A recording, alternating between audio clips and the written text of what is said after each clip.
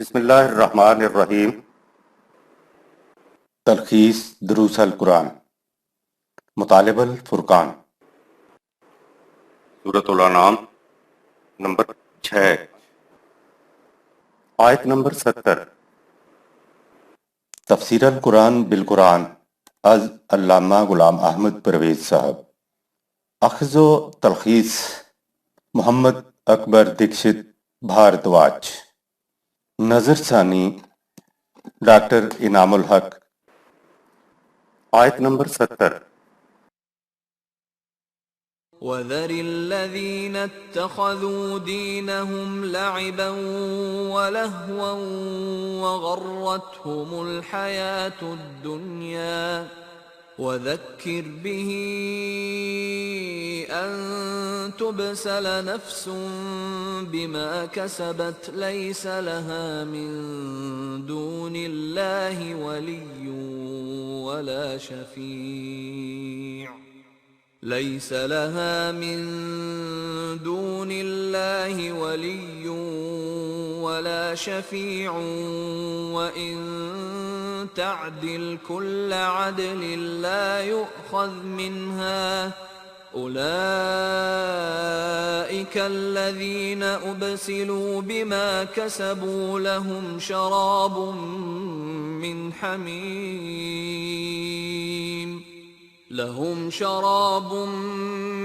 حميم وعذاب أليم بما كانوا يكفرون۔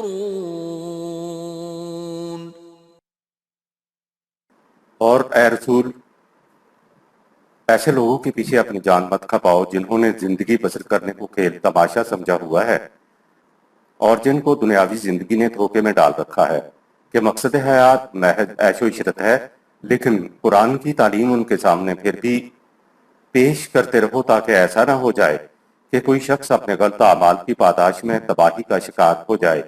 خدا کے قانون مکافات کے مقابلہ میں ان کا کوئی رفیق و مددگار نہ ہوگا اور نہ کوئی سفارشی ہوگا، اور تباہی سے بچاؤ کے لیے ان سے کوئی بدلہ کفارہ قبول نہ کیا جائے گا۔ ان لوگوں کو ان کے اعمال کے حوالے کر دیا جائے گا کہ سزا بھگتیں۔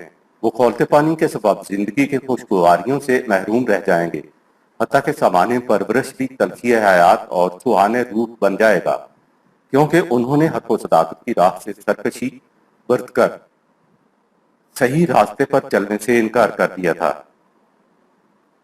شراب من حمیم، کھولتا ہوا پانی۔ پانی جانداروں کے لیے ممد حیات ہے، لیکن کھولتا ہوا پانی پودے کی جڑوں میں ڈال دیا جائے تو وہ پودا مرجھا جائے گا، حالانکہ پانی وہی ہے، صرف اس کی کیفیت بدلی ہوئی ہوتی ہے۔ اسی طرح یکبستہ پانی کی بھی بات ہے۔ قرآن کی کشادہ نگہی اور شفقت اور غم گساری ملاحظہ فرمائیے کہ اس قسم کے لوگوں سے الگ ہو جانے کی تاکید کے ساتھ ہی ان تک قرآن کا پیغام پہنچانے کی بھی تاکید کی ہے تاکہ جو بچنا چاہیں وہ بچ جائیں۔ آیت نمبر 71۔ قل أندعو من دون الله ما لا ينفعنا ولا يضرنا ونرد على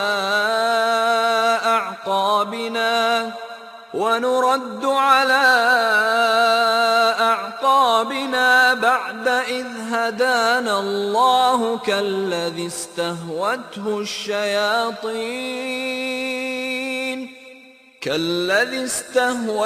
الشياطين في الأرض حيران له أصحاب يدعونه إلى الهدى ائتنا قل إن هدى الله هو الهدى وأمرنا لنسلم لرب العالمين۔ ان سے کہو کیا تم چاہتے ہو کہ ہم خدا کے قانون کو چھوڑ کر ایسی ہستیوں کو پکارنے لگ جائیں جو ہماری ذات کو نفع و نقصان کا اختیار نہیں رکھتی، اور اس طرح ہم سیدھے راستے پر چلتے چلتے غلط راستے پر چلنا شروع کر دیں؟ اس شخص کی طرح مثلاً جسے اس کے خودسر اور مفاد کے جذبات شیطان نے صحیح راستے سے بھٹکا کر لوگوں تک صحرا میں تنہا راہ گم کرتا حیران و پریشان چھوڑ دیا ہو، اور सीधे रास्ते पर चलने वाले उसके साथी गमगुसार आवाजें दे देकर बुला रहे हों कि इधर आ जाओ, सही रास्ता ये है। उनसे कहो जिंदगी बसर करने का रास्ता एक ही है, जो खुदा की तरफ से अता करदा कुरान का रास्ता। हमें हुक्म दिया गया है कि यही रास्ता इख्तियार करें और आलमगीर निजाम रबूबियत के सामने सर तस्लीम कम कर दें। इन्ना हुदल्ला है होवल हुदाया, जिंदगी बसर करने के लिए हदायत रहनुमाई सही रास्ता सिर्फ और सिर्फ वही है जिसे अल्लाह ताला ने मुतय्यन किया है और जिसको अब कुरान में महफूज कर दिया गया है। कुरान मुकम्मल है और गैर मुतबद्दल भी। सूरह 6 आयत 115। इसके सिवा जिंदगी बसर करने के लिए इंसान को हिदायत कहीं और से नहीं मिल सकती। यही तौहीद है और इसकी ज़ाब्ता हयात को तस्लीम करने का नाम इस्लाम है। अशियाए कायनात के सामने झुकना या इंसान का इंसान के सामने झुकना तजलील इंसानियत है और शिर्क है। इंसान दूसरे के सामने झुकता उस वक्त है जब उसका कोई काम रुका हुआ हो और समझता है कि फलां शख्स या फलां जगह से मेरा काम हो जाएगा। इसकी दो शक्लें हैं। एक को तो ताउन कहते हैं, मसलन बीमार डॉक्टर को बुलाता है या उसके पास जाता है क्योंकि वो डॉक्टर की मदद का मोहताज है। लेकिन आप देखेंगे कि इस मदद हासिल करने में तजलील तहकीर की बात नहीं होती, क्योंकि यही डॉक्टर दूसरे ही कदम पर तंदुरुस्त मजदूर की मदद का मोहताज होगा। ये बाहमी ताउन कहलाता है। मुआशरे के तकसीमकार की रूह से हम एक दूसरे के ताउन के मोहताज होते हैं। मुआशरा तो चलता ही इस तरह से है। एहतियाज की दूसरी शक्ल वो है जिसमें झुकना जिल्लत व तजलील की बात है। इस पुकार में जिसे पुकारा जाता है उससे जिंदगी के किसी मरहले में ताउन हासिल नहीं किया जा सकता। मसलन बुतों को, कब्रों को, मज़ारों वालों को या जिंदा पीरों फकीरों को अपनी तकलीफ को रफा करने के लिए पुकारना। इस पुकारने में दो तरफा ताउन की बात नहीं होती। एहतियाज की इस शक्ल में पुकारे जाने वाली हस्ती को ज़हनी तौर पर ऊंचे मुकाम पर रखा जाता है और उनके सामने गिड़गिड़ाया जाता है। ये वो चीज है जिससे इंसानियत की तजलील होती है। कुरान की तालीम का नुक्ता बास का यह है कि कोई इंसान अपने आप को अशियाए कायनात से कमतर न समझे और सब इंसानों को यकसां काबिल एहतराम समझे। लिहाजा अपने से कमतर अशियाए कायनात और अपने ही जैसे यकसां वाजिबुत तकरीम इंसानों के सामने झुकना, गिड़गिड़ाना वजह तजलील इंसानियत है। निज़ाम रबूबियत खुदाबंदी में वो पोजीशन सामने आती है जिसमें किसी इंसान की जरूरत रुकी नहीं रहती। इसीलिए एक इंसान को दूसरे इंसान के सामने झुकने की जरूरत ही नहीं रहती। जब कानून की अताअत होती है तो भी किसी की जिल्लत व तहकीर नहीं होती। यह है वो बात जो कुरान चाहता है। जब हजरत उमर फारूक रजी अल्लाह ताला अन्हु ने खिलाफत की जिम्मेदारियां संभाली तो कहा कि मुझे खिलाफत इसलिए दी गई है कि मैं तुम्हारी दुआओं को खुदा तक न पहुंचने दूं। यह बड़ी गहरी बात है। समझाने के लिए कहा कि तुम दुआ उस वक्त मांगोगे जब तुम्हारी कोई जरूरत रुकी रह जाएगी। अगर ये सूरत हो कि मैं तुम्हारी जरूरत पूरी कर दूं तो तुम्हें दुआएं करने की क्या जरूरत रह जाएगी। अगर मैं निजाम खुदाबंदी के जरिए तुम्हारी जरूरतों को पूरा कर रहा हूं और उसके बावजूद तुम खुदा से दुआ करते हो तो उसका मतलब यह है कि तुम खामखा खुदा से मेरी शिकायत कर रहे हो। निजाम इंसान की जरूरतों को पूरी करने लगे तो शर्फ इंसानियत बुलंदियों पर नजर आता है। ऐसे निजाम में कोई इंसान किसी दूसरे इंसान का मोहताज नहीं रहता। आयत नंबर 72। وَأَنْ أَقِيمُوا الصَّلَاةَ وَاتَّقُوهُ وَهُوَ الَّذِي إِلَيْهِ تُحْشَرُونَ۔ ये भी जरूरी है कि हम निज़ाम सलात कायम करें और निज़ाम सलात की ज़ेर निगरानी खुदा के कानून की पूरी निगहदाश्त करें और इस हकीकत पर यकीन रखें कि नौए इंसान ने आखिरुल अमर इस दुनिया में इस मरकज कुरान के गिर्द जमा होना है और उखरवी जिंदगी में सबको कानून मकाफात के नताइज का सामना करने के लिए जमा होना है। गैर कुरानी मुआशरे में मुख्तलिफ आस्थानों पर सजदा रेज़ होने की वजह कुरान से दूरी है। अकीमुस्सलात सूरह 6 आयत 72 के मानी है कि हम ऐसा निज़ाम कायम करें जिसमें हर शख्स कानून का इत्तेबा करता चला जाए। सलात के मानी है किसी के पीछे पीछे चलना। अस्सलात कुरान करीम की एक इस्तिलाह है जिसके मानी है कुरानी निज़ाम में कवानीन की पैरवी करते चले जाना। आगे है वत्तकू हो सूरह 6 आयत 72 और कानून की निगहदाश्त करो। वाहो वल्लज़ी अलैहि तुहशरून سورہ 6 آیت 72۔ قرآنی نظام قائم ہو جائے گا تو پھر یہ مختلف مراحل جنہیں آستانے کہا جاتا ہے، ان سب کو چھوڑ کے انسان قرآنی نظام کے اوپر آ کے جمع ہو جائے گا۔ جہاں بھی تو شارون کا لفظ آئے، ہم نے اسے قیامت پر اٹھا کے رکھ دیا کہ صاحب حشر کے دن لوگ اکٹھے ہوں گے۔ حشر کے معنی ہے جمع ہونا۔ جب انسانیت قرآنی نظام پر آ جائے گی تو پھر ان آستانوں کی ضرورت ہی محسوس نہیں ہوگی۔ آیت نمبر 73۔ وهو الذي خلق السماوات والأرض بالحق ويوم يقول كن فيكون قوله الحق وله الملك يوم ينفخ في الصور عالم الغيب والشهادة وهو الحكيم الخبير۔ انسانوں کے لیے یہ اس خدا کا قانون ہے جس نے کائنات کی پستیوں اور بلندیوں کو ایک حقیقت کے طور پر تعمیری نتائج مرتب کرنے کے لیے پیدا کیا ہے۔ اس کی قوتوں کا یہ عالم ہے کہ جو ہی وہ کسی بات کا ارادہ کرتا ہے تو اس کے وقوع پذیر ہونے کی ابتدا ہو جاتی ہے۔ اس کی بات شدنی ہوتی ہے، اور جس دور میں مردہ اقوام خدا کے قوانین کے مطابق اپنی زندگیوں میں تازہ روح پھونک لیں گی، اس دور میں اقتدار اعلیٰ خدا ہی کا ہوگا۔ جس دور میں بھی حق و باطل کا باہمی ٹکراؤ ہوگا تو ٹکراؤ کے نتیجے میں اقتدار اعلیٰ خدا کے قانون کا ہوگا۔ وہ ہر شے کی موجودہ حالت کو جانتا ہے اور ان کی پوشیدہ صلاحیتوں سے بھی واقف ہے۔ اس کی اسکیمیں دانائی اور علم پر مبنی ہوتی ہیں۔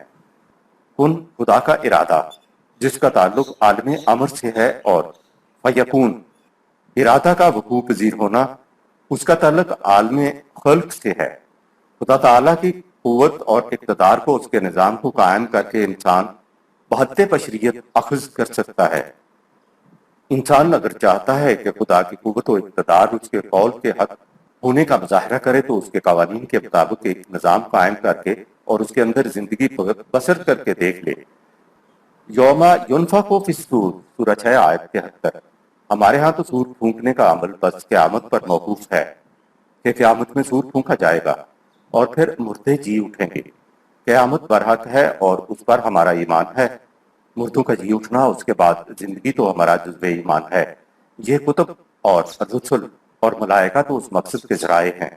حقیقت میں خدا کے دیے ہوئے قانون پہ عمل کرنے سے ہی انسان کی پوشیدہ صلاحیتیں جو توانائیوں سے بھرپور ہوتی ہیں ابھرتی ہیں اور انسان کا مستقبل سنورتا ہے۔ لیکن قرآن کی ہر بات کو قیامت کے اوپر اٹھا رکھنا اور ان باتوں کا اس دنیا سے کوئی تعلق ہی نہ رکھنا، یہ ہماری تباہی کی وجہ ہے۔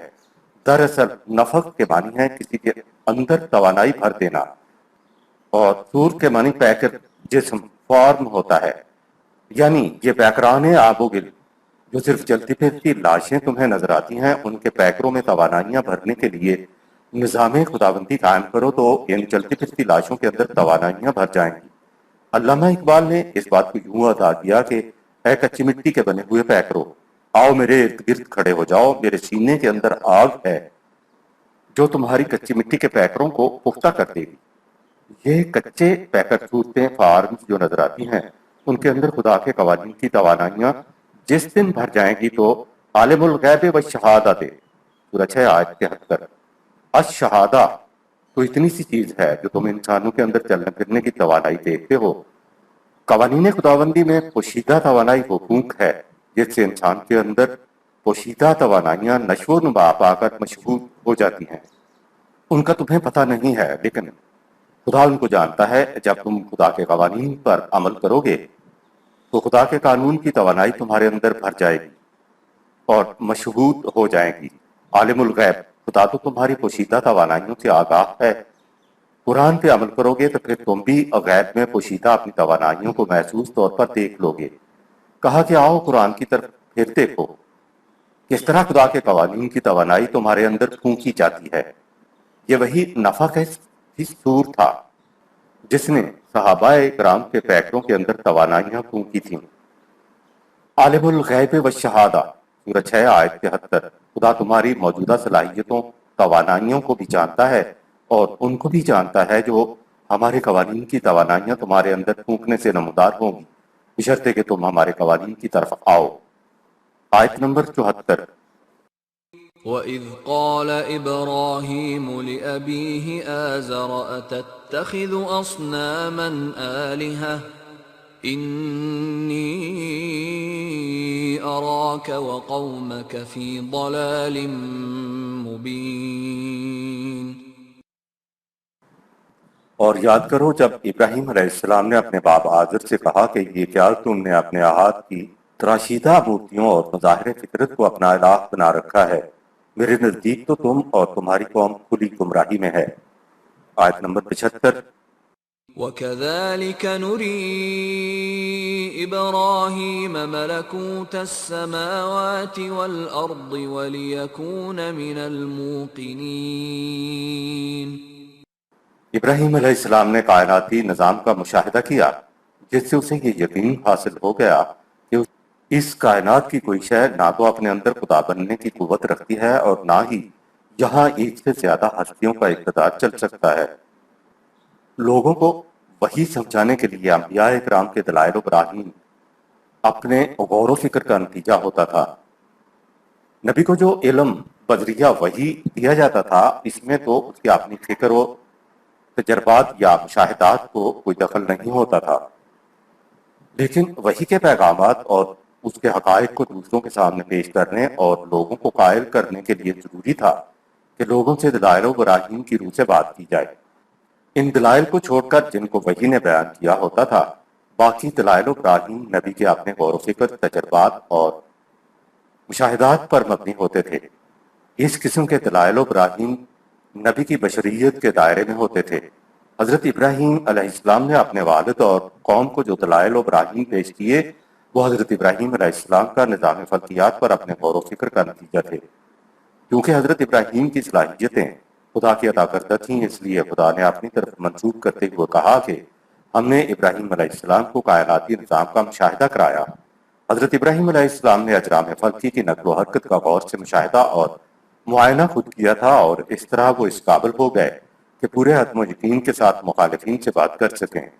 عربی زبان میں صنم ایک تراشیدہ بت ہی کو نہیں کہتے، بلکہ ہر وہ جاذبیت جو آپ کو صحیح بات سے دوسری طرف لے جائے اسے صنم کہتے ہیں۔ آیت نمبر 76۔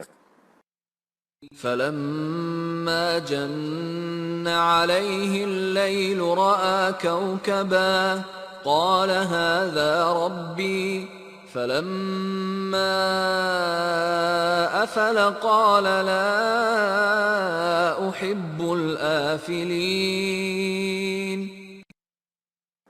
جب رات چھا گئی تو اس نے ایک تارے کو دیکھا تو ابراہیم نے اپنی قوم کو مخاطب ہو کر کہا، اچھا تم کہتے ہو یہ ہے میرا پروردگار جس کے سامنے مجھے جھکنا چاہیے۔ جب وہ تارا ڈوب گیا تو ابراہیم علیہ السلام نے اپنی قوم سے کہا، جو چیز ابھی چمکتی ہو اور پھر غروب ہو جائے، بھلا ایسی تغیر پذیر چیز بھی پروردگار ہو سکتی ہے؟ میں تو ان تغیر پذیر چیزوں کو عطائے و ابدیت کے لیے پسند نہیں کرتا۔ آفل کا مفہوم لا احب الآفلین، آفل کے معنی ہے وہ جو تغیر پذیر ہو، لہٰذا تغیر پذیر شے خدا نہیں ہو سکتی اور نہ ہی کوئی آفل شے خدائی میں شریک ہو سکتی ہے۔ خدا وہی ہو سکتا ہے جو آفل نہ ہو۔ کائنات میں خدا کی ساری مخلوق آفل ہے، اس لیے خدا کے سوا کوئی اللہ نہیں ہو سکتا اور نہ ہی خدا کے اختیار میں کوئی آفل شریک ہو سکتا ہے۔ جس طرح خدا تغیر ناآشنا ہے، اسی طرح اس کے قوانین اور اس کی صفات بھی تغیر ناآشنا ہے۔ کائنات کی کسی شے کو غیر تغیر پذیر سمجھنا بھی شرک ہے۔ بقا صرف خدا اور اس کے قوانین اور اس کی صفات کو ہے۔ باقی تمام اشیاء بشمول انسان کا طبعی جسم اور اس کے خود ساختہ قوانین تغیر پذیر ہیں، بلکہ حیران حالات فنا یا معدوم ہوتے رہتے ہیں۔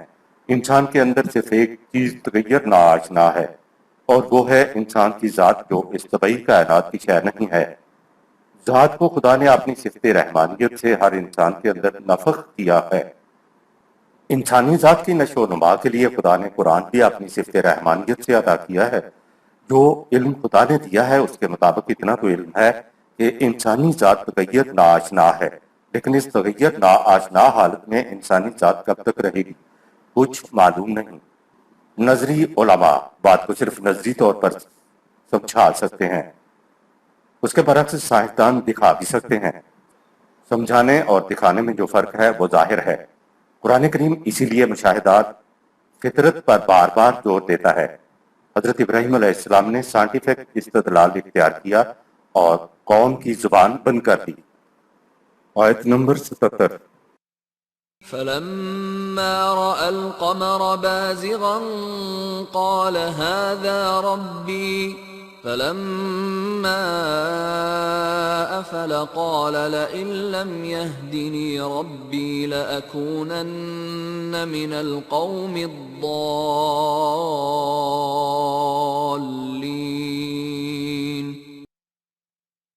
جب اس نے چمکتے چاند کو دیکھا تو اپنی قوم سے مخاطب ہوا، اچھا تو تم کہتے ہو یہ ہے میرا پروردگار۔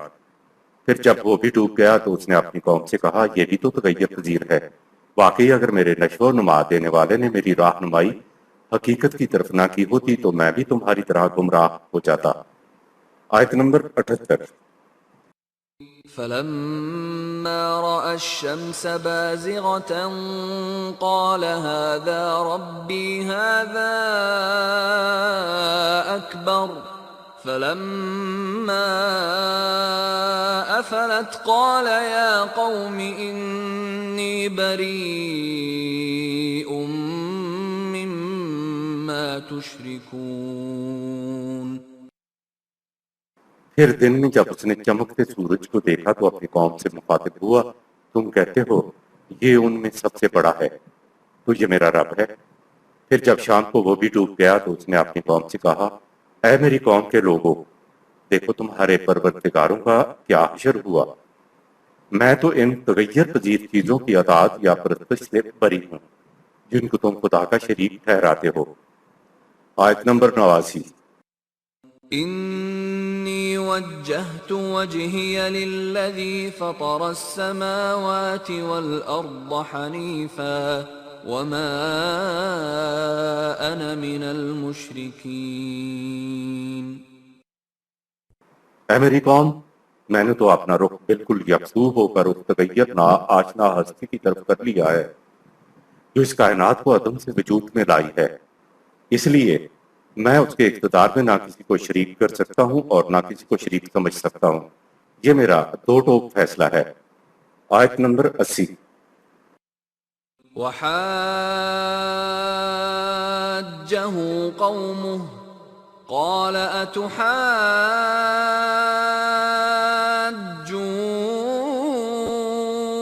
أتحاجوني في الله وقد هدان ولا أخاف ما تشركون به إلا أن يشاء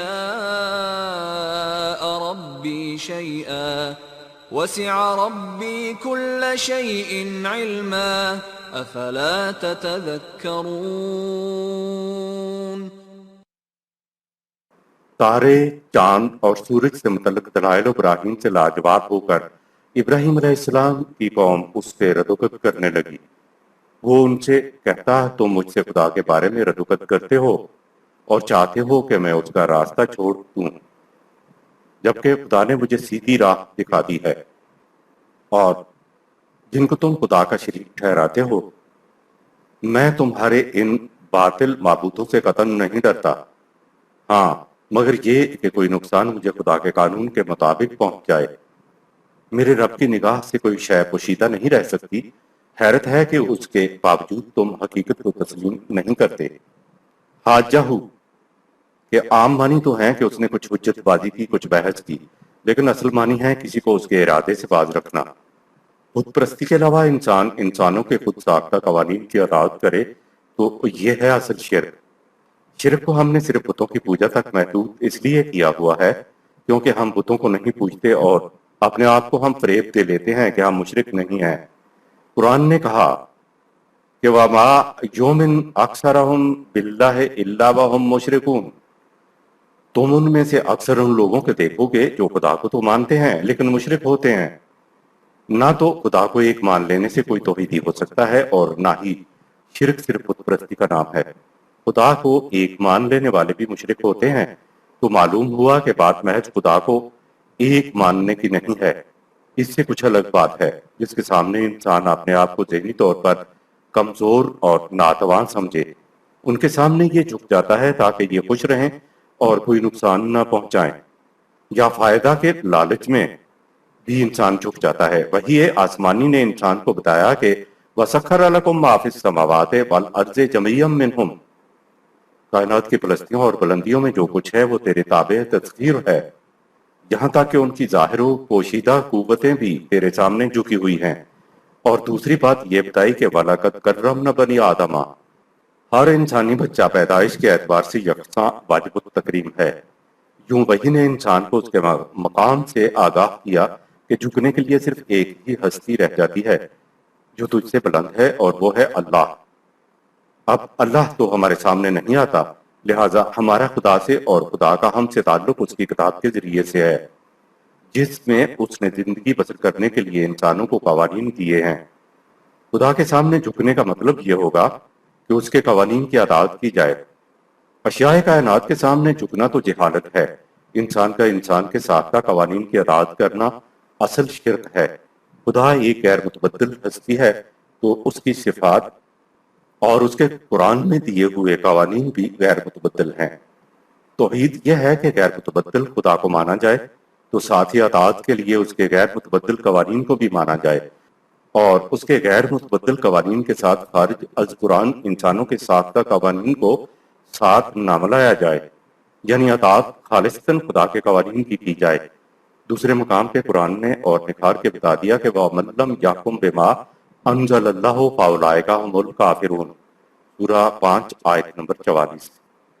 جو بما انزل اللہ کے مطابق حکم نہیں دیتے، فیصلہ نہیں کرتے، حکومت نہیں کرتے، وہ کافر ہیں۔ ایاک نعبد کے معنی ہے کہ ہم تیرے سوا کسی اور کی حکومت، کسی اور کا فیصلہ، کسی اور کا حکم برداشت نہیں کریں گے۔ تو کتنا بڑا یہ انقلابی اعلان ہے۔ عربی قاعدے کی روح سے آیت میں اللہ کا مفہوم وَلَا أَخَافَ مَا تُشْرِكُونَ بِهِ إِلَّا أَن يَشَاءَ رَبِّي شَيْئًا، سورہ 6 آیت 80۔ اس کا عمومی ترجمہ آپ کو یہی ملے گا کہ جن چیزوں سے تم شرک کرتے ہو میں ان سے نہیں ڈرتا، مگر ہاں جو اللہ چاہے تو، یعنی اگر اللہ چاہے کہ میں ڈر جاؤں تو پھر میں ڈر جاؤں گا۔ اس آیت میں اللہ آیا ہے، یہ استثناء منقطع ہے۔ اس کے معنی یہ ہیں کہ جو پیچھے کہا جا رہا ہے وہ نہیں، بلکہ یہ بات اور ہے، الگ ہے۔ یہ ہوتا ہے اللہ کا مفہوم۔ اللہ کا یہ مفہوم سامنے آنے کے بعد بات یہ ہو جائے گی کہ جن چیزوں کو تم اس کے ساتھ معبود بنا رہے ہو میں قطعاً اس سے نہیں ڈرتا، البتہ قانون مشیت کی خلاف ورزی کے نتائج سے ضرور ڈرتا ہوں، اس لیے محتاط رہتا ہوں۔ اور پھر کہا افلا تتذکرون، سورہ 6 آیت 80۔ کیا اس پہ غور و فکر کر کے تم بات نہیں سمجھ سکتے ہو کہ ہم کیا کہہ رہے ہیں؟ آیت نمبر 81۔ وَكَيْفَ أَخَافُ مَا أَشْرَكْتُمْ وَلَا تَخَافُونَ أَنَّكُمْ أَشْرَكْتُمْ بِاللَّهِ مَا لَمْ يُنَزِّلْ بِهِ عَلَيْكُمْ سُلْطَانًا فَأَيُّ الْفَرِيقَيْنِ أَحَقُّ بِالْأَمْنِ إِن كُنتُمْ تَعْلَمُونَ۔ اور میں ان چیزوں سے جن کو تم خدا کا شریک ٹھہراتے ہو کیوں ڈروں، جبکہ انہیں کوئی اختیار حاصل نہیں۔ ڈرنا تو تمہیں چاہیے جو اللہ جیسی مختار کل ہستی کے ساتھ اوروں کو شریک ٹھہراتے ہو، حالانکہ اللہ نے تمہارے شریکوں کے بارے میں کوئی دلیل تمہاری طرف نہیں اتاری۔ اگر یہ بات تمہاری سمجھ میں آ گئی ہے تو بتاؤ ہم دونوں میں سے امن و اطمینان کا زیادہ حقدار کون ہے، اور کس کو لرزاں و ترساں رہنا چاہیے۔ آیت نمبر 82۔ الذين آمنوا ولم يلبسوا إيمانهم بظلم أولئك لهم الأمن وهم مهتدون۔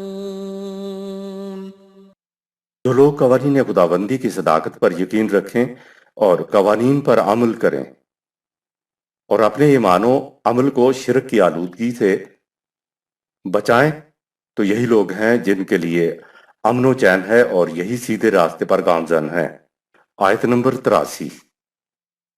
وَتِلْكَ حُجَّتُنَا آتَيْنَاهَا إِبْرَاهِيمَ عَلَى قَوْمِهِ نَرْفَعُ دَرَجَاتٍ مَّن نَّشَاءُ إِنَّ رَبَّكَ حَكِيمٌ عَلِيمٌ۔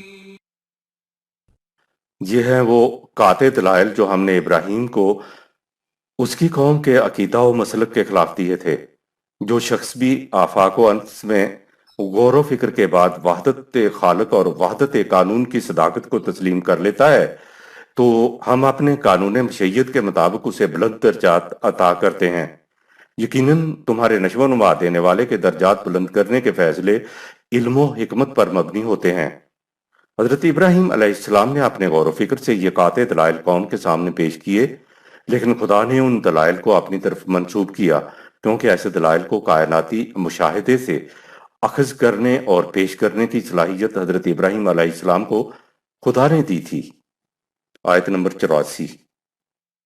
وَوَهَبْنَا لَهُ إِسْحَاقَ وَيَعْقُوبَ كُلًّا هَدَيْنَا وَنُوحًا هَدَيْنَا مِن قَبْلُ وَمِن ذُرِّيَّتِهِ دَاوُودَ وَسُلَيْمَانَ وَأَيُّوبَ وَيُوسُفَ وَمُوسَى وَهَارُونَ وَكَذَلِكَ نَجْزِي الْمُحْسِنِينَ۔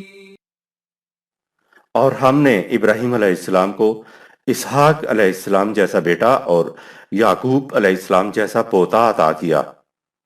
ان سب کو ہم نے زندگی کی سیدھی راہ دکھا دی تھی، یعنی وہی کامیاب راہ جو اس سے پہلے نوح علیہ السلام کو دکھائی تھی، اور پھر ابراہیم علیہ السلام کی نسل میں داؤد علیہ السلام، سلیمان علیہ السلام، ایوب علیہ السلام، یوسف علیہ السلام، موسیٰ علیہ السلام اور ہارون علیہ السلام کو دکھائی تھی۔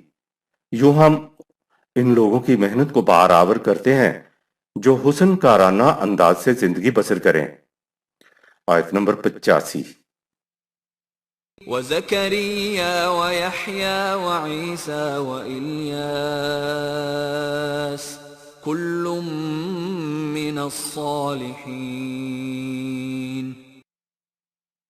انہی میں زکریا علیہ السلام، یحییٰ علیہ السلام، عیسیٰ علیہ السلام اور الیاس علیہ السلام کا بھی شمار ہے، یہ سب صالحین میں سے تھے۔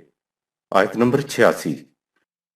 وَإِسْمَاعِيلَ وَالْيَسَعَ وَيُونُسَ وَلُوطًا وَكُلًّا فَضَّلْنَا عَلَى الْعَالَمِينَ۔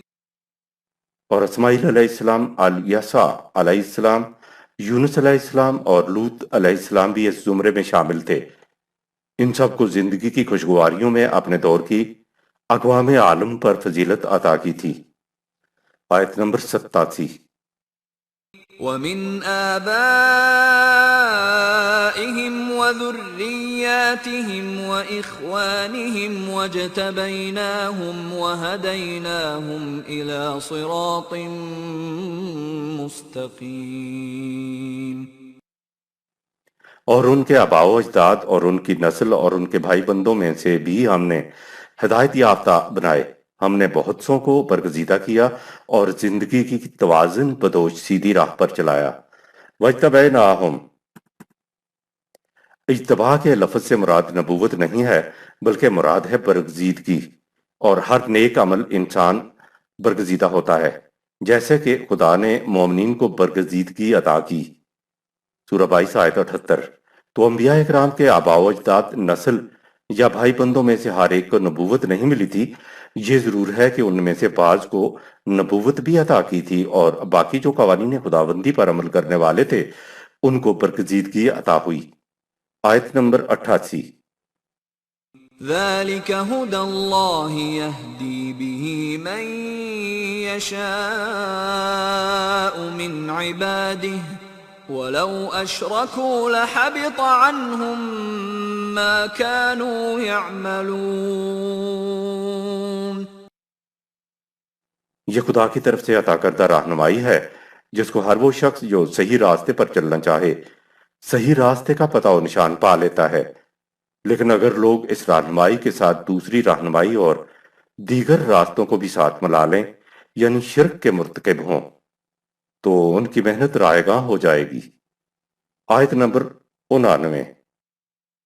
أولئك الذين آتيناهم الكتاب والحكم والنبوة فإن يكفر بها هؤلاء فقد وكلنا بها قوما ليسوا بها بكافرين۔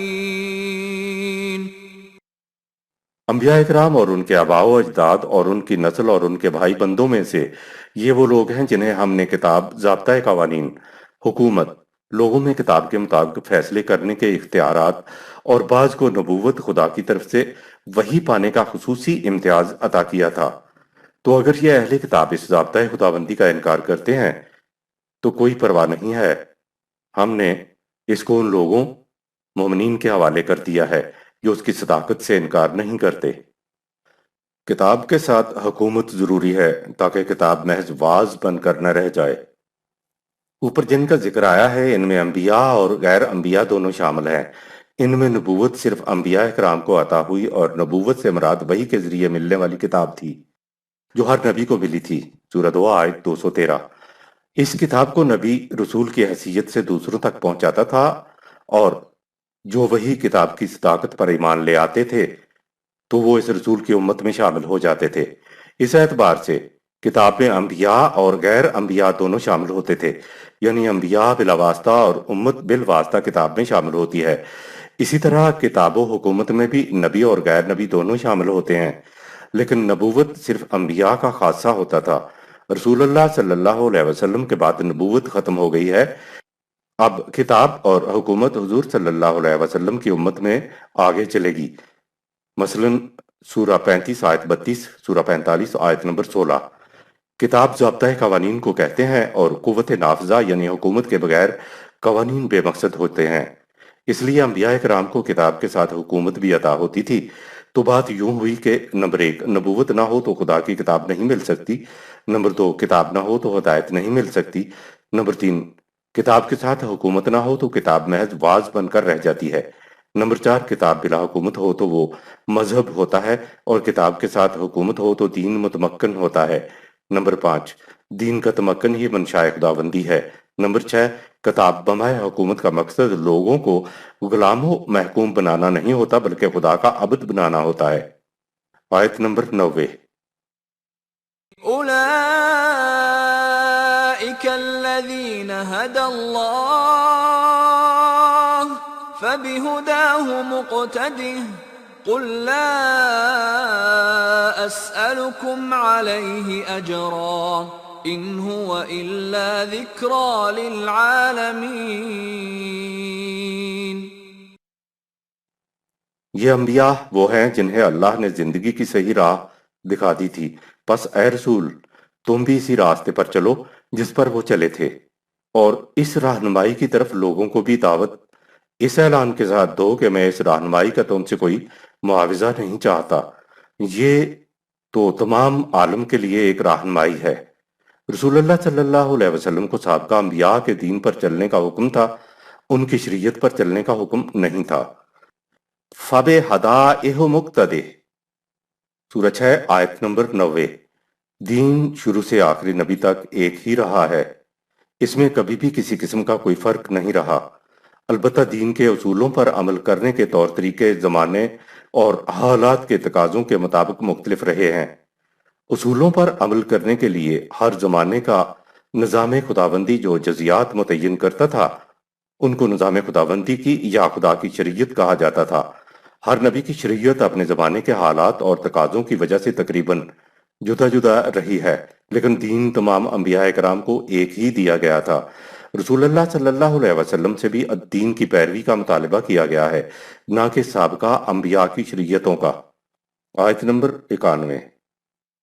وما قدر الله حق قدره إذ قالوا ما أنزل الله على بشر من شيء قل من أنزل الكتاب الذي جاء به موسى نورا وهدى للناس تجعلونه قراطيس تبدونها وتخفون كثيرا وعلمتم ما لم تعلموا أنتم ولا آباؤكم قل الله ثم ذرهم في خوضهم يلعبون۔ خدا کی قرآنی صفات سامنے نہ ہونے کی وجہ سے انہوں نے خدا کی صحیح قدر نہیں پہچانی۔ اس وجہ سے انہوں نے یہ تک کہہ دیا کہ اللہ نے بھلا کبھی کسی بشر پر کوئی رہنمائی اتاری ہے؟ ان سے پوچھو، لوگوں کو ہدایت اور حقائق پر مبنی روشنی دینے والی کتاب موسیٰ علیہ السلام پر کس نے اتاری تھی؟ موسیٰ علیہ السلام بھی تو عام انسان تھا۔ تم نے اس کتاب کو ٹکڑوں میں تقسیم کر دیا اور اب تم اپنی مصلحتوں کے مطابق اس کے تھوڑے حصے کو ظاہر کرتے ہو اور زیادہ حصے کو چھپا کر رکھتے ہو، حالانکہ اس کتاب میں ان امور کا علم دیا گیا تھا جنہیں نہ تم جانتے تھے اور نہ تمہارے آباء و اجداد ہی جانتے تھے۔ ان سے کہہ دو موسیٰ علیہ السلام پر وہ کتاب خدا نے ہی اتاری تھی۔ نہیں مانتے تو انہیں چھوڑ دو کہ یہ اپنی لغویات سے کھیلتے رہیں۔ کتاب کو ٹکڑوں میں تقسیم کرنا، اسے ورق کرنے کا مطلب یہ ہے کہ کتاب کے جو حصے دل چاہے ظاہر کریں اور جن کے بارے میں مصلحت یہ ہو کہ چھپا لیا جائے تو اس کو چھپا لیا جائے۔ کائنات کو عدم سے نکالنے کے بعد اب خدا اپنے قوانین کے الرغم معجزہ نہیں کرے گا۔ خدا کا ایک عالم امر ہے جس میں وہ کسی قاعدہ اور قانون کا پابند نہیں ہے۔ وہاں خدا کن یعنی ارادہ کرتا ہے۔ اس کا دوسرا عالم ہے عالم خلق۔ اس عالم میں خدا کا ارادہ وقوع پذیر ہونا شروع ہو جاتا ہے، لیکن ارادے کو عالم خلق میں بھیجنے سے پہلے خدا اپنے ارادے سے متعلق اپنے عالم امر میں قوانین متعین کر دیتا ہے، جس کے مطابق خدا کا ارادہ طبعی قوانین کی روح سے پروان چڑھتا ہے۔ کن کا تعلق تو عالم امر سے ہے، جبکہ فیکون کا تعلق عالم خلق سے ہے، یعنی خدا کا ارادہ عالم خلق میں اس کے بنائے ہوئے طبعی قوانین کی روح سے وقوع پذیر ہونا شروع ہو جاتا ہے۔ خدا کا طریق تخلیق یہ ہے کہ وہ عالم امر میں ایک اسکیم بناتا ہے، پھر وہ اسکیم عالم خلق میں ایک پست ترین نقطہ سے خدا کے قوانین کے مطابق نشو و نما پاتی ہوئی اپنے اس تکمیلی نقطہ کی طرف ابھرتی ہے جو عالم امر میں اس کے لیے پہلے سے طے کیا جا چکا تھا۔ خدا کے متعلق صحیح اندازہ اب یہ ہے کہ وہ تمہاری دنیا یعنی عالم خلق میں انہی طبعی قاعدے اور قوانین کے مطابق سب کچھ کرتا ہے جو اس نے کائنات میں بکھیر دیے ہیں، جنہیں ہم معلوم کر کے ان سے فائدہ اٹھاتے ہیں۔ اب خدا اپنے بنائے ہوئے قوانین کے خلاف کچھ نہیں کرے گا۔ اسی کو کہیں کہا کہ تم میرے قوانین کلمات میں کبھی تغیر و تبدل نہ دیکھو گے، اور کہیں کہا کہ تم میری سنت قانون کی نتیجہ خیزی میں کوئی تغیر و تبدل نہ دیکھو گے۔ گویا عالم امر میں خدا کا جو ارادہ تھا وہ عالم خلق میں آ کر خدا کے اپنے ہی بنائے ہوئے قوانین میں ڈھل گیا ہے۔ اب کائنات میں نہ تو کوئی بات خلاف فطرت ہوگی نہ فوق البشر ہوگی۔ یہ ہے خدا کے متعلق صحیح انداز جو قرآن دیتا ہے۔ اگر کہا جائے کہ خدا عالم خلق میں کسی قاعدہ و قانون کی پرواہ نہیں کرتا، اس کے جی میں جو آئے کرتا ہے، تو خدا کے متعلق یہ اندازہ غلط ہے۔ خدا کے متعلق صحیح یا غلط اندازوں کا خدا پر تو کوئی اثر نہیں پڑتا، لیکن اس کا صحیح یا غلط اثر انسانوں کی زندگی پر پڑتا ہے۔ لہٰذا خدا کے متعلق صحیح تصور یہ ہے کہ خدا اپنے بنائے ہوئے طبعی اور اخلاقی قوانین کی خلاف ورزی نہیں کرتا۔ جو کچھ وہ عالم خلق میں کرتا ہے وہ اپنے بنائے ہوئے قوانین کی روح سے کرتا ہے، یہاں تک کہ خدا نے اپنا کوئی رسول بھی سپر نیچرل، فوق الفطرت، فوق البشر نہیں بھیجا۔ انسان اپنے ذہن سے خدا کے متعلق یا اس کی صفات کے بارے میں سوچ بھی نہیں سکتا۔ اگر سوچے گا تو وہ غلط ہوگا۔ یہی وجہ ہے کہ خدا نے اپنا تعارف اپنی صفات کے ذریعے خود ہی کرا دیا۔ جو کچھ قرآن خدا اور اس کے صفات کے بارے میں بتاتا ہے صرف وہ تصور خدا کے بارے میں صحیح تصور ہوگا۔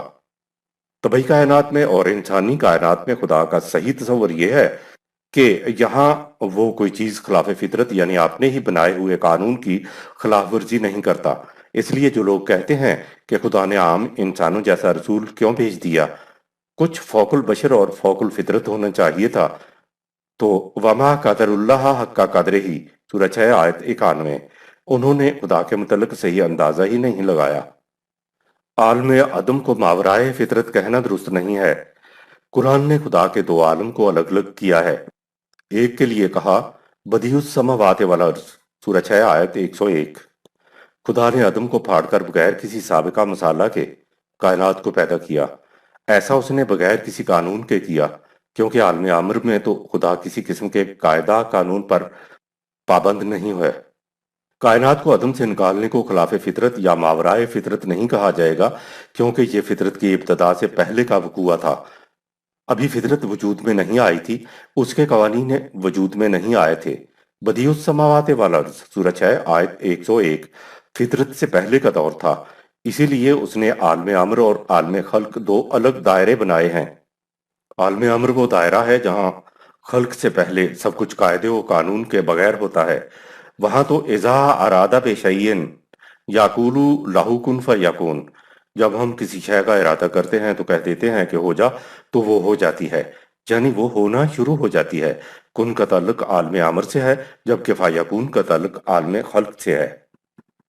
خدا کا ارادہ عالم خلق میں اپنے ہی بنائے ہوئے قوانین میں ڈھل جاتا ہے، یعنی شے متعین کردہ طبعی قوانین کی روح سے وقوع پذیر ہونا شروع ہو جاتی ہے۔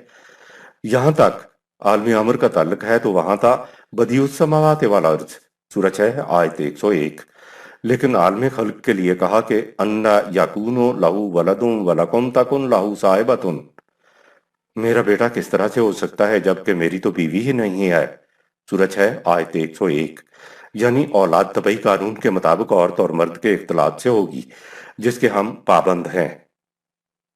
یہ کہہ کر خدا نے بتا دیا کہ عالم خلق میں ہم اپنے بنائے ہوئے قانون کی خلاف ورزی نہیں کرتے۔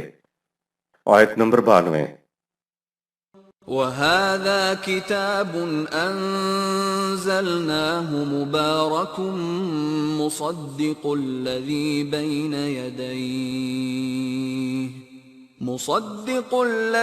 بَيْنَ يَدَيْهِ وَلِتُنذِرَ أُمَّ الْقُرَى وَمَنْ حَوْلَهَا وَالَّذِينَ يُؤْمِنُونَ بِالْآخِرَةِ يُؤْمِنُونَ بِهِ وَهُمْ عَلَى صَلَاتِهِمْ يُحَافِظُونَ۔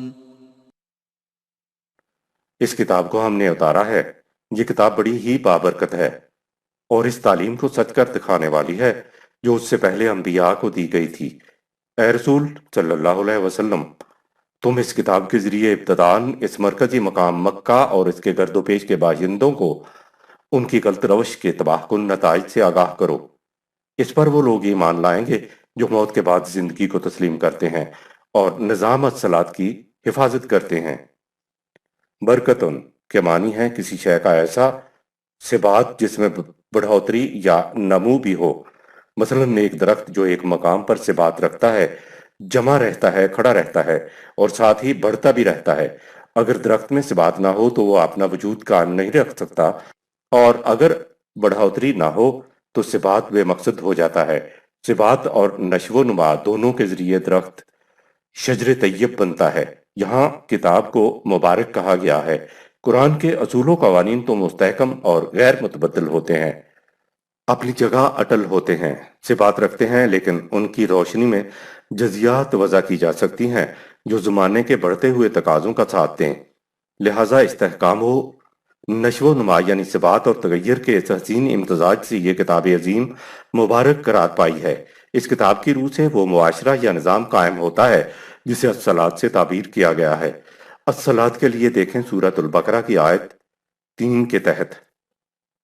آیت نمبر 93، وَمَنْ أَظْلَمُ مِمَّنِ افْتَرَى عَلَى اللَّهِ كَذِبًا أَوْ قَالَ أُوحِيَ إِلَيَّ وَلَمْ يُوحَ إِلَيْهِ شَيْءٌ وَمَنْ قَالَ سَأُنْزِلُ مِثْلَ مَا أَنزَلَ اللَّهُ وَلَوْ تَرَىٰ إِذِ الظَّالِمُونَ فِي غَمَرَاتِ الْمَوْتِ وَالْمَلَائِكَةُ بَاسِطُو أَيْدِيهِمْ أَخْرِجُوا أَنفُسَكُمْ الْيَوْمَ تُجْزَوْنَ عَذَابَ الْهُونِ بِمَا كُنتُمْ تَقُولُونَ عَلَى اللَّهِ غَيْرَ الْحَقِّ وَكُنتُمْ عَنْ آيَاتِهِ تَسْتَكْبِرُونَ۔ اور اس سے بڑھ کر سنگین مجرم اور کون ہو سکتا ہے جو اپنے جی من سے باتیں گھڑ کر اللہ کی طرف منسوب کر دے اور کہے کہ یہ اللہ کا حکم ہے، یا دعویٰ کرے کہ مجھ پر خدا کی طرف سے وحی آتی ہے حالانکہ اس پر خدا کی طرف سے کچھ بھی نازل نہ ہوا ہو۔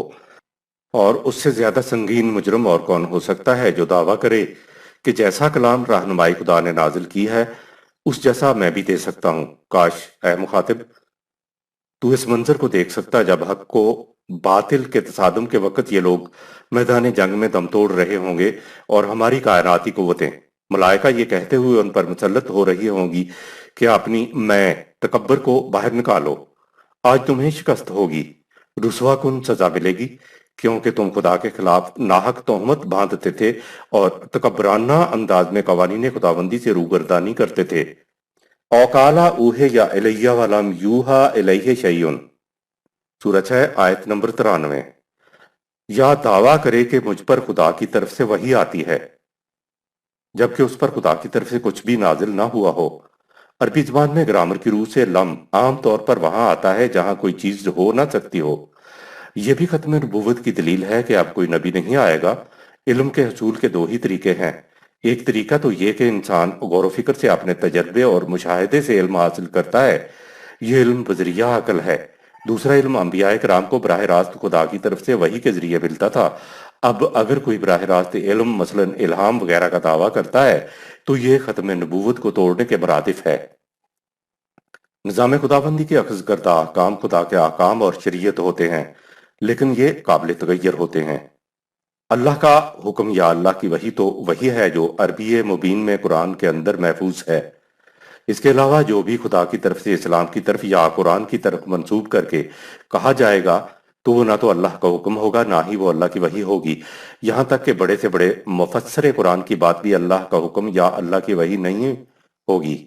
قرآن سے اخذ کردہ رائے کو زیادہ سے زیادہ اخذ کرنے والے کی ذاتی رائے کہا جا سکتا ہے، جس کی حیثیت قرآن کی طرح غیر متبدل نہیں ہوگی۔ دوسرے مفسروں کو پورا حق ہوگا کہ وہ پہلے مفسر سے ہٹ کر اپنے رائے رکھیں، لیکن ان کی آراء بھی نہ تو قرآن ہوگی اور نہ اللہ کا حکم ہوگا اور نہ یہ غیر متبدل ہوگی۔ یہ حق صرف نظام خداوندی کا ہے کہ وہ قرآن کی حدود میں رہتے ہوئے باہمی مشاورت سے اصول و قانون کی جزیات متعین کر کے اپنی رائے کو قرآن یا خدا کا حکم کہے، لیکن نظام خداوندی کی رائے بھی قیامت تک کے لیے غیر متبدل نہ ہوگی۔ دوسرے زمانے کا نظام خداوندی قرآن کے حدود میں رہتے ہوئے باہمی مشاورت سے اپنے سے پہلے نظام سے مختلف جزیات متعین کر سکتا ہے۔ نظام خداوندی قرآن کریم کی حدود کے اندر رہتے ہوئے قرآنی اصول و قانون پر پیرا ہونے کے لیے جو جزیات بائی لاز متعین کرے گا اس کو خدا کی شریعت کہا جائے گا، خدا کا حکم کہا جائے گا، قرآن کا حکم کہا جائے گا، لیکن یہ بھی غیر متبدل نہیں ہوں گے۔ دوسرے دور کا نظام خداوندی پہلے شریعت میں اپنے دور کے تقاضوں کے مطابق قرآن کی حدود میں رہتے ہوئے اس میں ترمیم کر سکے گا۔ صرف نظام خداوندی اپنے متعین کردہ جزیات کو اللہ کا حکم یا اللہ کی شریعت کہہ سکتا ہے۔ نظام خداوندی کی غیر موجودگی میں علماء کرام کو احتیاط سے کام لینا چاہیے، انہیں قرآن کے اپنے اخذ کو اللہ کا حکم، اسلام کا حکم یا قرآن کا حکم نہیں کہنا چاہیے۔ زیادہ سے زیادہ وہ یہ کہہ سکتے ہیں ہماری بصیرت نے ہمیں یہ سمجھایا ہے اور ہماری رائے تغیر نا آشنا نہیں ہے۔ علماء کرام اگر کچھ کر سکتے ہیں تو دین اللہ سے متعلق خارج از قرآن مواد کو ایک طرف رکھ کر قرآنی نظام قائم کرنے کی طرف آگے بڑھیں۔ ہم جو یہ تفسیر القرآن بالقرآن یعنی قرآن کی قرآن سے تفسیر پیش کر رہے ہیں یہ کوئی حرف آخر نہیں ہے، یہ تفسیر ہم اس نقطۂ نظر کے تحت پیش کر رہے ہیں کہ اسلام مذہب نہیں بلکہ دین ہے جسے قائم کرنے کا فریضہ انسانوں پر عائد ہوتا ہے۔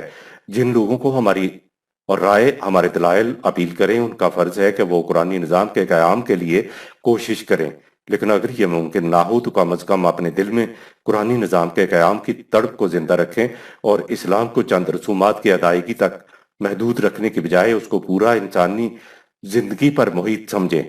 جو لوگ ہماری رائے سے متفق نہ ہوں ان پر ہم اپنی رائے کو تھوپنے کے قائل نہیں ہیں۔ جو لوگ اپنی رائے کو اللہ کا حکم، اسلام کا حکم یا اللہ کی شریعت کہتے ہیں انہیں اس آیت کو پیش نظر رکھنا چاہیے۔ نظام خداوندی ہوگا تو اللہ کا حکم، اللہ کی شریعت بھی ہمیں صحیح اور حتمی طور پر معلوم ہو سکے گی۔ آیت نمبر 94۔ وَلَقَدْ جِئْتُمُونَا فُرَادَى كَمَا خَلَقْنَاكُمْ أَوَّلَ مَرَّةٍ وَتَرَكْتُم مَّا خَوَّلْنَاكُمْ وَرَاءَ ظُهُورِكُمْ وَمَا نَرَىٰ مَعَكُمْ شُفَعَاءَكُمُ الَّذِينَ زَعَمْتُمْ أَنَّهُمْ فِيكُمْ شُرَكَاءُ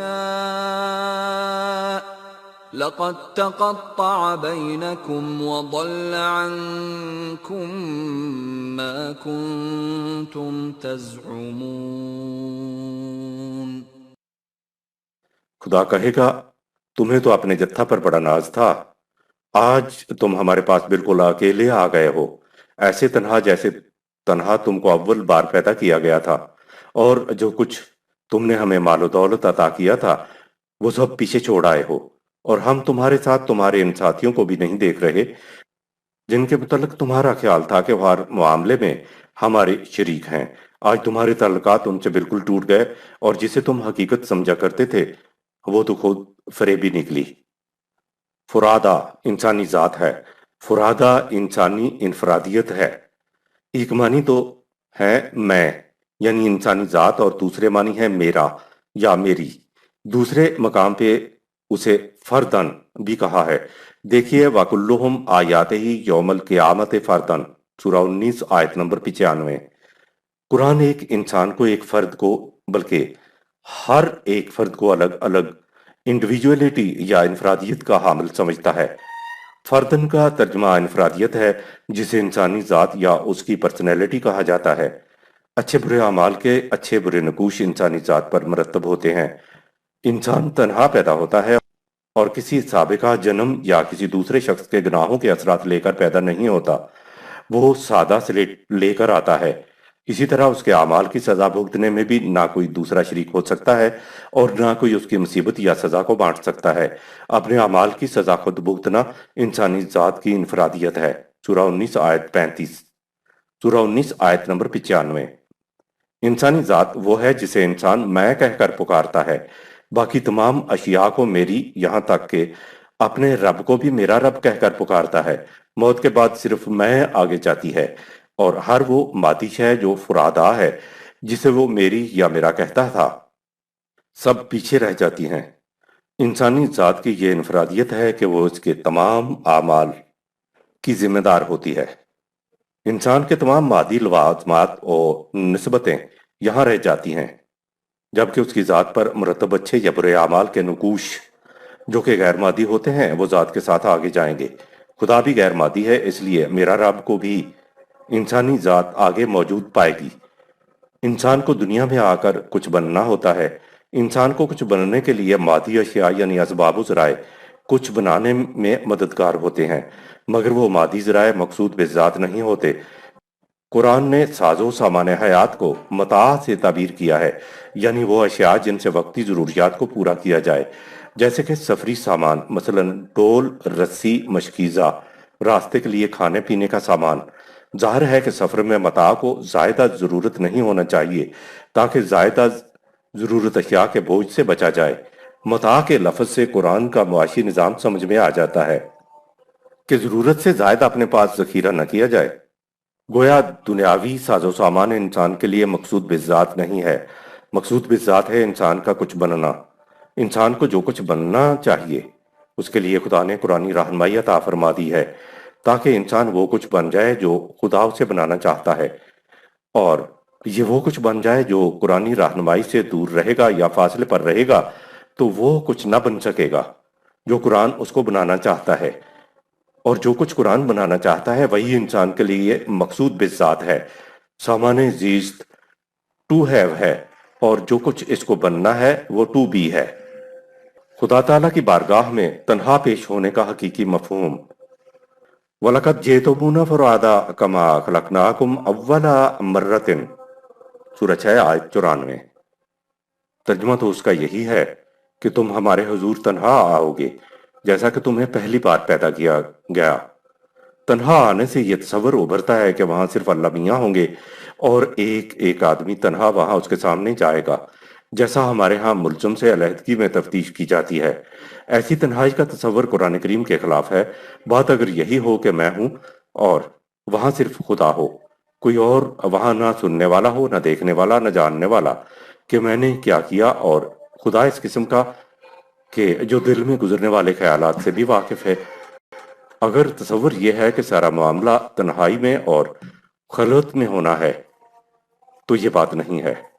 قرآن نے انسانی زندگی کے سب سے بڑے جہنم کی نوعیت یہ بتائی کہ وہاں وہ سب ہوں گے جن سے ہمارا دنیا میں معاملہ پڑتا تھا، جن سے بہت کچھ چھپا کر ہم معاشرے میں بڑے معتبر، دیانتدار، ایماندار بنے پھرتے تھے۔ وہ بھی ہوں گے جن کے ساتھ ہم دوستی کا دم بھرتے تھے لیکن اندر سے ان کی جڑیں کاٹتے تھے۔ قیامت میں جو کچھ چھپایا وہ سب کے سامنے آشکارا ہو جائے گا۔ وہ شخص انکار نہیں کر سکے گا تو اس سے بڑا جہنم کا عذاب اور کیا ہو سکتا ہے کہ سب کے سامنے نگاہیں جھک جائیں گی۔ قرآن تو خود بتاتا ہے کہ ہر قوم اپنے امام کے ساتھ بلائی جائے گی۔ کہیں کہا کہ انہیں ہانکنے والا دھکیل دھکیل کے آگے لے جائے گا اور یہ وہاں موجود سب ایک کو پہچانتے ہوں گے۔ ان کی باہمی گفتگو بھی ہوگی۔ قرآن نے یہ سارا کچھ بتایا ہے، اس لیے تنہائی کا مفہوم وہ نہیں جس کا سامنا ہمارے ہاں ملزموں کو پیش آتا ہے۔ ایصال ثواب کا عقیدہ قرآن کریم کے اصول کے خلاف ہے۔ انسان کی انڈیویجولیٹی یا انفرادیت فرادہ ہے۔ انسان کی انفرادیت کو قرآن شروع سے آخر تک دہراتا چلا جاتا ہے۔ انسان کی اس انفرادیت پر اعمال کے نقوش خدا کا قانون مکافات عمل مرتب کرتا ہے۔ تائید میں تو آیات مبارکہ پیش خدمت ہیں۔ من كفر فعليه كفره ومن عمل صالحا فلأنفسهم يمهدون۔ سورہ 30 آیت نمبر 44۔ جو بھی صداقتوں سے انکار کرتا ہے اس کا نقصان اسی کو اٹھانا پڑے گا، اور جو بھی صلاحیت بخش کام کرتا ہے تو وہ خود اپنی ذات کے لیے اچھی زندگی کی تیاریاں کرتا ہے۔ جس طرح ایک شخص کے برے اعمال کا نتیجہ دوسرے کی طرف منتقل نہیں ہو سکتا، بالکل اسی طرح کسی کے اچھے کاموں کے خوشگوار نتائج بھی کسی دوسرے کی طرف منتقل نہیں ہو سکتے۔ قرآن نے ایصال ثواب کے تصور کی جڑ کاٹ کے رکھ دی ہے۔ ایصال ثواب کا تصور قرآن کے اس تصور کے خلاف ہے کہ جو بھی صداقتوں سے انکار کرتا ہے اس کا نقصان اسی کو اٹھانا پڑے گا، اور جو بھی صلاحیت بخش کام کرتا ہے تو وہ خود اپنی ذات کے لیے اچھی زندگی کی تیاریاں کرتا ہے۔ سورہ 30 آیت 44۔ دوسرے مقام پہ ہے کہ من عمل صالحا فلنفسه ومن أساء فعليها۔ سورہ 41 آیت 46۔ جو بھی نیک کام کرتا ہے وہ اپنی ذات کے لیے کرتا ہے، اور جو برا کام کرتا ہے اس کا نقصان بھی اسی کو بھگتنا ہوتا ہے۔ ہمارے ہاں صدقہ کفارہ ہی کی بگڑی ہوئی شکل اختیار کر گیا ہے۔ یہ بھی قرآن میں ذکر انسانی انفرادیت کے خلاف ہے۔ آگے ہے وما ربك بظلام للعبيد۔ سورہ 41 آیت 46۔ خدا اپنے بندوں پر ظلم نہیں کیا کرتا کہ کرے کوئی اور بھرے کوئی۔ یہ نہیں ہو سکتا کہ میرے صبح کی سیر کرنے سے صحت میرے بھائی کی اچھی ہو جائے، یا میرے دوا پینے سے میرا بیمار بھائی صحت مند ہو جائے۔ انسانی ذات کے لیے قرآن نے انفسہم کہا ہے، یعنی انسان کی پرسنالٹی، ذات، اس کا سیلف۔ خدا کے پاس اکیلے جانے کا مفہوم یہ ہے کہ انسان کی کوئی اضافی چیز جسے وہ میری یا میرا کہتا ہے وہ اس کے ساتھ نہیں جائے گی، یعنی جو کچھ تم سے منسوب ہوگا، مثلا میرے ماں باپ، میرا خاندان، میرا گروہ، میری پارٹی، میرا مال و دولت، میرے دوست و احباب، میرا معاشرہ، میرے لیڈر، میری جائیدادیں، ان سب کو تم پیچھے چھوڑ آؤ گے۔ جنہیں انسان میرا کہتا ہے یا میری کہتا ہے، یہ سب اضافی نسبتیں ہیں۔ خدا کی میزان میں صرف اعمال تلتے ہیں، جنہیں ذات اپنے ساتھ لے کر جاتی ہے۔ صدق اللہ العظیم۔